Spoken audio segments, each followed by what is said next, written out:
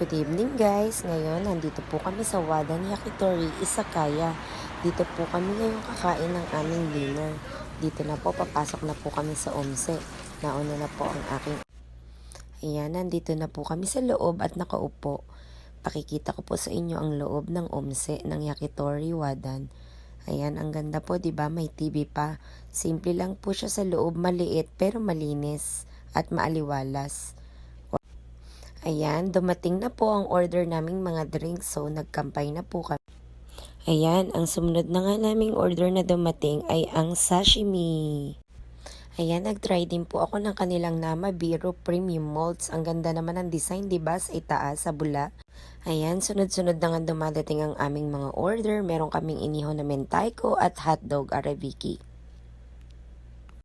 Ayan, isa rin po yan sa mga favorite ko dito, ang inihaw na balat ng manok.